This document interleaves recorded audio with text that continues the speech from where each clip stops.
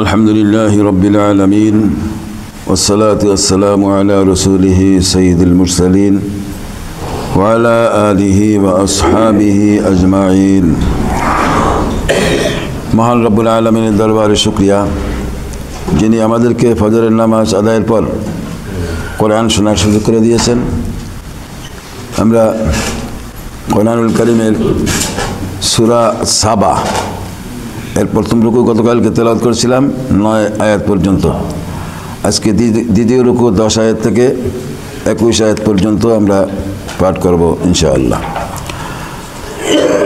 এই রুকুতে আল্লাহ তাআলা হযরতে দাউদ আলাইহিস সালাম এবং সুলাইমান আলাইহিস সালামের প্রতি যে অনুগ্রহ করেছিলেন, তাদেরকে আল্লাহ তাআলা এমন রাষ্ট্র ক্ষমতা দিয়েছিলেন যা মানে নজিরবিহীন রাষ্ট্র ক্ষমতা দান করেছিলেন, নজিরবিহীন। আর অন্যান্য যে অনুগ্রহ করেছিলেন সে বিষয়ে আল্লাহ তাআলা তুলে ধরছেন এর মধ্যে। আউযু বিল্লাহি মিনাশ শাইতানির রাজীম। বিসমিল্লাহির রহমানির রহিম। ওয়ালাকাদ আতাইনা দাউদা মিন্না ফাদলা يا جبال أوفي معه والطير وألنا له الحديد। আল্লাহ পাক বলেন, আমি দাউদকে আমার কাছ থেকে অনেকগুলো অনুগ্রহ দান করেছিলাম। আমি পাহাড়কেও এই বলে আদেশ দিয়েছিলাম যে, হে পর্বতমালা, তোমরাও তার সাথে আমার তাসবিহ পাঠ করো। একই আদেশ আমি দিয়েছিলাম পাখিকুলকেও, আমি তার জন্য লোহাকে নরম করে দিয়েছিলাম।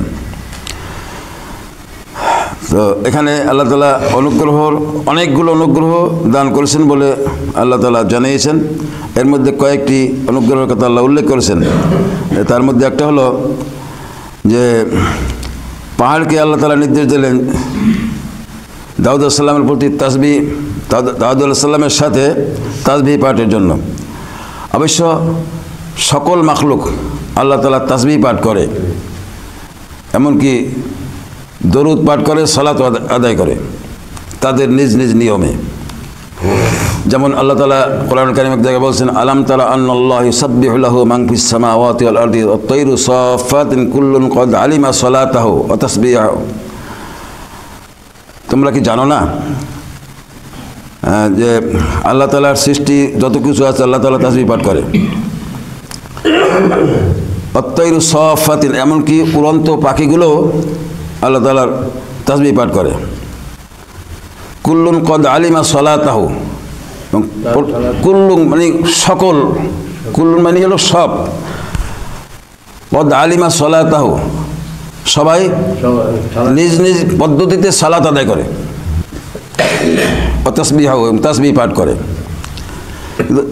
এর সত্ত্বেও এখানে আল্লাহ তাআলা বিশেষ অনুগ্রহের মধ্যে আল্লাহ তাআলা এই কথা উল্লেখ করছেন। তার মানে হলো যে সাধারণভাবে সবাই আল্লাহ তাসবিহ পাঠ করে, কিন্তু এখানে দাউদ আলাইহিস সালাম তিনি ইবাদত বন্দেগীতে রত থাকতেন বেশি।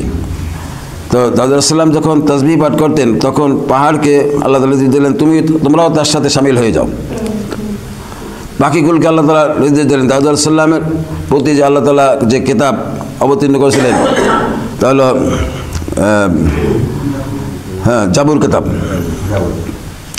এই জাবুর যখন পাঠ করতেন নদীর কিনারায় পাঠ করলে মাছগুলো শুনবার জন্য চলে আসতো, জঙ্গলে পাঠ করলে এই আওয়াজ শোনার জন্য পাখিরা চলে আসতো, অন্যান্য কীটপতঙ্গ প্রাণীগুলো চলে আসতো।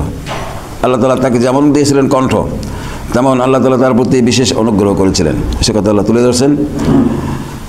আর একটি বিশেষ অনুগ্রহ, লোহাকে আল্লাহ তাআলা তার জন্য নরম করে দিলেন। লোহা ধরলে পরে হাতে গলে যেত, যা ইচ্ছা তাই তৈরি করতে পারতেন। 11 আনিমাল সাবিগাতি ওয়াকদ্দির ফিস সারদি ওয়া'মালু সালিহা ইন্নী বিমা তা'মালুনা বাসীর। আমি তাকে বলেছিলাম, বিগলিত লোহা দ্বারা তুমি পূর্ণ মাপের বর্ম তৈরি করো এবং সেগুলোর কলাসমূহকে যথাযথভাবে সংযুক্ত করো। তোমরা নেক কাজ করো, তোমরা যা কিছু করো আমি তা পর্যবেক্ষণ করি। এটা বিশেষ অনুগ্রহ। এমন পৃথিবীতে এমন কোনো মানে গোলামি বা এই কামার নাই যে লোহা হাতে ধরলে গলে যাবে, কিন্তু আল্লাহ তাআলা তাকে বিশেষ অনুগ্রহ দান করেন। যেমন খুশি তেমন বর্ম তথা অন্যান্য কিছু তৈরি করার জন্য আল্লাহ তাআলা এটা তার অনুগত করে দিলেন। এরপরে তার ছেলে সুলাইমানের প্রসঙ্গ আল্লাহ তাআলা বলছেন, وَلِسُلَيْمَانَ الرِّيحَ غُدُوُّهَا شَهْرٌ وَرَوَاحُهَا شَهْرٌ وَأَسَلْنَا لَهُ عَيْنَ الْقِطْرِ وَمِنَ الْجِنِّ مَن يَعْمَلُ بَيْنَ يَدَيْهِ بِإِذْنِ رَبِّهِ وَمَن يَزِغْ مِنْهُمْ عَنْ أَمْرِنَا نُذِقْهُ مِنْ عَذَابِ السَّعِيرِ। আমি সুলাইমানের জন্য বাতাসকে তার অনুগত বানিয়ে দিয়েছিলাম। তার প্রাতকালীন ভ্রমণ ছিল 1 মাসের পথ, আবার সন্ধ্যাকালীন ভ্রমণও ছিল 1 মাসের পথ। আমি তার জন্যে গলিত তামার একটি ঝর্ণা প্রবাহিত করে দিয়েছিলাম। তার মালিকের অনুমতিক্রমে জিনদের কিছু সংখ্যক কর্মী তার সামনে থেকে তার জন্যে কাজ করত। আমি বলেছিলাম, তাদের মধ্য থেকে কেউ যদি আমার ও আমার নবীর আদেশ অমান্য করে তাহলে তাকে আমি জাহান্নামের জ্বলন্ত আগুনের শাস্তি আস্বাদন করাবো। দাউদ আলাইহিস সালামের প্রতি এক ধরনের অনুগ্রহ, সুলাইমানের প্রতি আরেক ধরনের অনুগ্রহ। গলিত তামার মানে খনি আল্লাহ তাআলা তার জন্য বরাদ্দ করে দিয়েছিলেন। গলিত তামা ঝর্ণা আকারে বের হতো। আর এর দ্বারা বিভিন্ন আসবাবপত্র তৈরিতে জিনদেরকে আল্লাহ তাআলা নির্দেশ দিলেন যে সুলাইমানের আমার আদেশ মানবে, সুলাইমানের আদেশ মানবে, যা বলে তাই তৈরি করবে। যদি কোনো রকম অমান্য করো তাহলে জ্বলন্ত আগুনে তোমাদের জ্বালানো হবে। তাহলে বড় বড় ডেক, বড় বড় কিছু এর দ্বারা তৈরি হতো গলিত তামার ঝর্ণা দ্বারা। এটা বিশেষ অনুগ্রহ। يعملون له ما يشاء من محاريب وتماثيل وجفان كالجواب وقدور الراسيات اعملوا آل داود شكرا وقليل من عبادي الشكور। সুলাইমান যা কিছু চাইতো তারা তার জন্য তাই তৈরি করে দিত।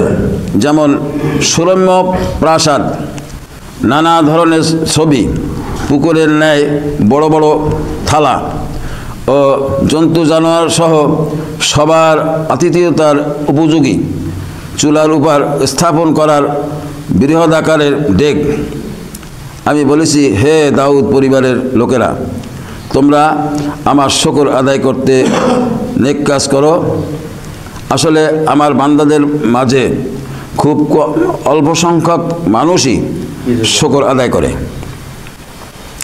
এই অনুগ্রহ দিয়ে আল্লাহ তাআলা বলছেন যে, হে দাউদ পরিবারের লোকেরা, তোমরা ভালো কাজের ভিতর দিয়ে আল্লাহ শুকর আদায় করো।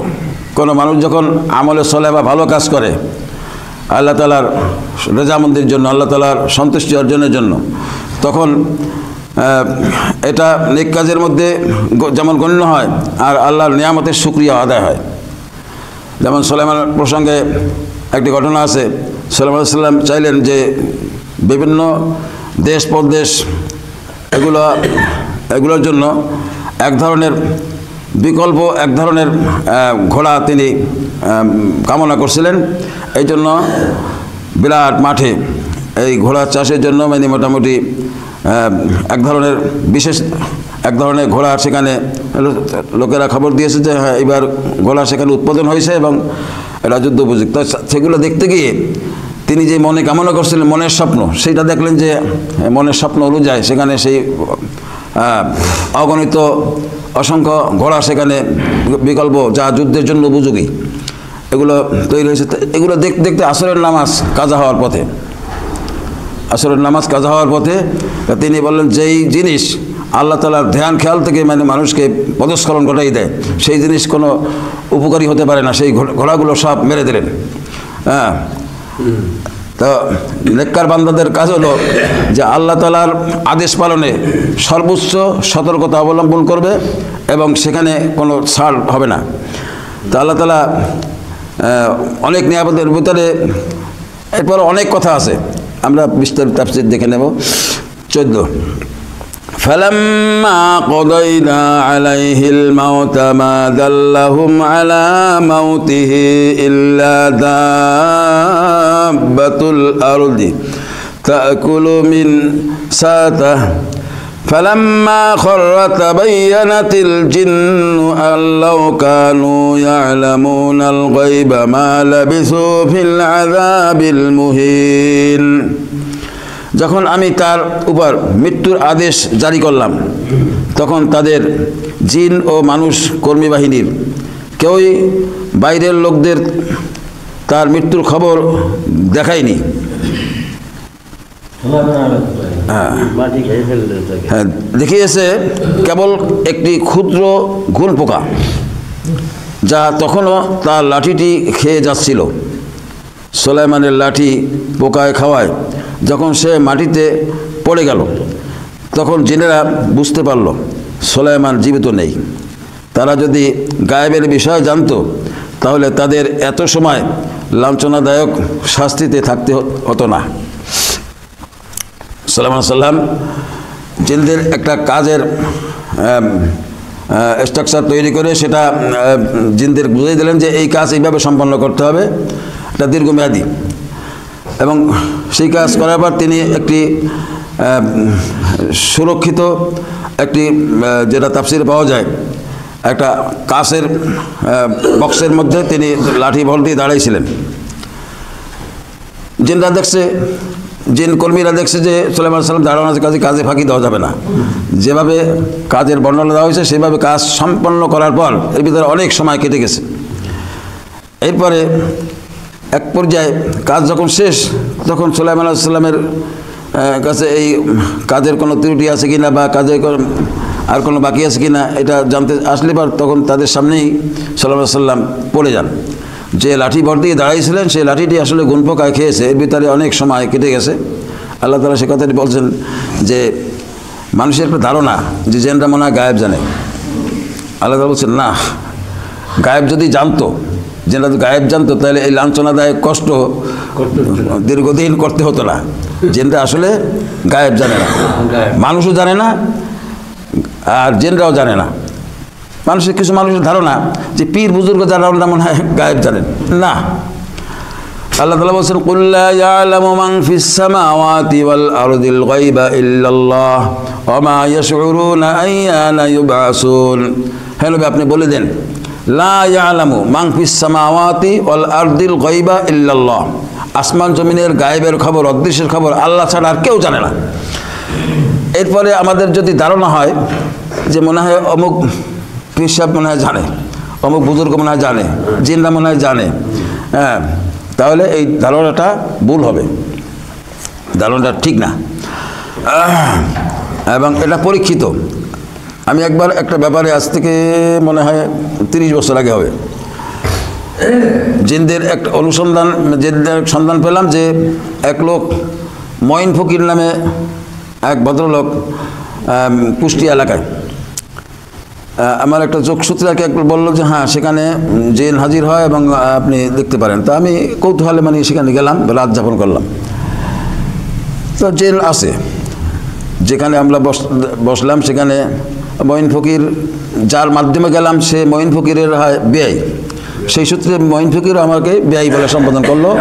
আমরা বসা, একটা লাঠি বললো যে এইসব খেয়াল রাখবেন, আমার তো শরীর ক্লান্ত লাগতে ঘুমাবো, তা এইটা যেন ওরা নিতে না পারে খেয়াল রাখবেন। আমি পিঠে রেখে ঘুমাইলাম, নাক টানা ঘুম। জিনরা ঝাঁকে ঝাঁকে আসলো সকাল পর্যন্ত, বিভিন্ন কথাবার্তা হলো, বিভিন্ন কথা। তা যে বিষয়ে তাকে প্রশ্ন করেছিলাম, তো তারা আসলে সত্য বলতে কি, আসলে আমরা কোনো বিষয়ে মানে তথ্য দিতে হলে আমাদের যে নেটওয়ার্ক আছে, আমাদের একটা এলাকা আছে, তারপর আবার আরেক গ্রুপ আছে, আরেক গ্রুপ আছে, তাদের মাধ্যমে আমরা এক এরিয়া ছাড়াইয়া আরেক এরিয়া গেলে তো তাদের দ্বারা মানে লাঞ্ছিত হতে আমাদের, সেই জন্য আমাদের সীমানার ভিতরে আমরা থাকি। তো এটা তথ্য জানতে হলে আমরা ওইভাবে করে জানার চেষ্টা করি। তো জিন আছে এটা বিশ্বাস করতেই হবে, 100% বিশ্বাস করতে হবে। কিন্তু জিনরা আমাদের দেখে, আমরা তাদের দেখি না।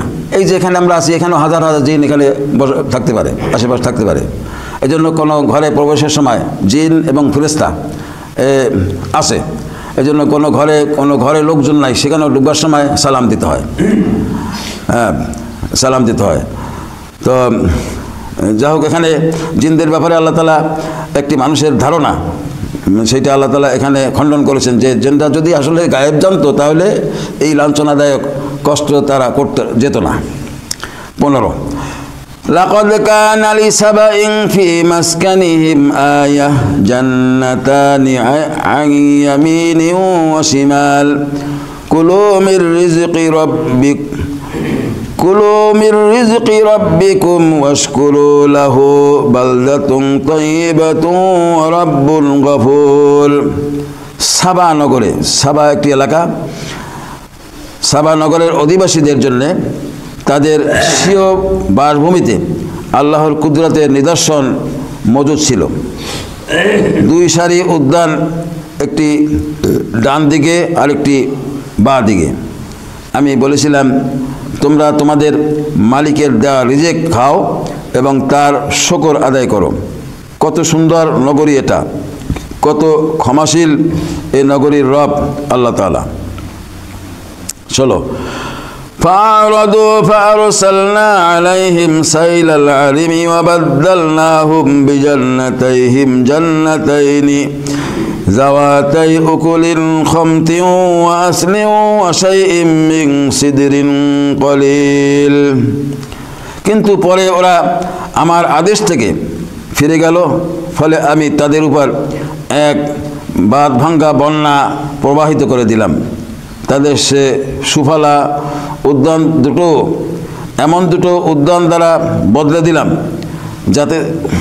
যাতে থেকে গেল বিষাদ ফল, ঝাউ গাছ এবং কিছু কুল বৃক্ষ। অর্থাৎ আল্লাহ সেই সাবার নগরীর কথা আল্লাহ তাআলা বলছেন, সেখানে আল্লাহ তাআলা বিশেষ দুটো উদ্যান এবং কত সুন্দর মনোরম একটি পরিবেশ সেখানে ছিল। সেখানের লোকদের প্রতি আল্লাহ তাআলার আদেশ ছিল, সে আদেশ অমান্য করে তারা যখন বিলাসপ্রিয় হয়ে গেল, আল্লাহর আদেশ যখন অমান্য করলো, তখন সেখানে আল্লাহ তাআলা এক বাঁধভাঙ্গা ঝড় দিয়ে সেই স্থান মানে আল্লাহ তাআলা পরিবর্তন করে দিলেন। পরিবর্তন মানে সেই যে উদ্যান, সেই মনোরম পরিবেশ, এটা আল্লাহ তাআলা সেই বন্যার দ্বারা একেবারে মলিন করে দিলেন। সেই কথা আল্লাহ তুলে ধরছেন। যালিকা জাযাইনাহুম বিমা কাফারু ওয়া হাল নুজাজি ইল্লাল কাফুর। আমি তাদের এই শাস্তি দিয়েছিলাম কেননা তারা নিয়ামতকে অস্বীকার করেছে। আমি কি অকৃতজ্ঞ ছাড়া কাউকে শাস্তি দেই? আল্লাহ তাআলা বলছেন যে অকৃতজ্ঞ যারা, নিয়ামতের যারা শুকরিয়া আদায় করে না, তাদেরকে আমি শাস্তি দিই। অকৃতজ্ঞদের ছাড়া অন্য কাউকে আমি শাস্তি দেই না। وجعلنا بينهم وبين القرى التي باركنا فيها قرى ظاهرة وقدرنا فيها السير سيروا فيها ليالي وأياما آمنين। আমি সাবা নগরীর অধিবাসীদের সাথে যেসব জনপদের উপরও বরকত দান করেছিলাম, উভয়ের মাঝে আরও কিছু দৃশ্যমান জনবসতি আমি স্থাপন করেছিলাম এবং তাতে আমি সফরের মঞ্জিলও নির্ধারণ করে দিয়েছিলাম। আমি বলেছিলাম তোমরা সেখানে দিনে কিংবা রাতে নিরাপদে ভ্রমণ করো। فقالوا ربنا باعث بين أسفارنا وظلموا أنفسهم فجعلناهم أحاديث ومزقناهم كل ممزق إن في ذلك لآيات لكل صبار شكور। তারা বলল, হে আমাদের রব, আমাদের সফরে তুমি দূরত্ব স্থাপন করো, তারা নিজেদের উপর জুলুম করলো, ফলে আমিও শাস্তি দিয়ে তাদেরকে অন্যান্য মানুষদের জন্য একটি কাহিনীর বিষয় পরিণত করে দিলাম। আমি ওদের ছিন্ন বিচ্ছিন্ন করে তছনছ করে দিলাম। অবশ্যই এতে প্রত্যেকটি ধৈর্যশীল কৃতজ্ঞ বান্দার জন্যই শিক্ষণীয় নিদর্শন রয়েছে। ওয়ালাকাদ সাদ্দাকা আলাইহিম ইবলিসু যান্নাহু ফাত্তাবাউহু ইল্লা ফারীকাম মিনাল মুমিনিন ওয়া মা কানা লাহু আলাইহিম মিন সুলতানিন ইল্লা লিনা'লামা মান ইউমিনু বিল আখিরাতি মিম্মান হুয়া মিনহা ফি শাক্ক রাব্বুকা আলা কুল্লি শাইইন হাফিজ। এর রুকুর শেষ দুটো আয়াত। ইবলিস তাদের ব্যাপারে নিজের ধারণাকে সত্য পেয়েছে, অতঃপর তারা তারই আনুগত্য করেছে, অবশ্য ইমানদারদের একটি দল ছাড়া। অথচ তাদের উপর শয়তানের কোনো রকম আধিপত্য ছিল না। আসলে আমি জানতে চেয়েছিলাম তোমাদের মাঝে কে আখিরাতের উপর ঈমান আনে আর কে সে ব্যাপারে সন্দিহান। তোমার রব তো সব কিছুর উপরই নিগাহবান। কোরআন কারিমের এই অংশে আল্লাহ তাআলা যে মেসেজগুলো দিয়েছেন, ঈমানদার যারা তারা এর থেকে এই ঘটনার মাধ্যমে শিক্ষা নেবে ঈমানের স্বাদ আস্বাদনে কোন নীতি অবলম্বন করা দরকার, আর ইবলিসের পদাঙ্ক যেন অনুসরণ না করে, কেননা ইবলিস সবসময় চায় মানুষকে তার দলে নিয়ে দল বাড়াতে চায়। তো মোমেনদের কর্মনীতি কর্মপন্থা হবে আলাদা। তারা যদি রাজ ক্ষমতায় থাকে সেখানে গিয়েও কোনো দুর্নীতি করবে না এবং আল্লাহ তাআলার আদেশ পালনে সর্বোচ্চ সতর্কতা অবলম্বন করবে। আমা তৌফিক ইল্লা বিল্লাহ। আসসালামু আলাইকুম ওয়া রাহমাতুল্লাহি ওয়া বারাকাতুহু।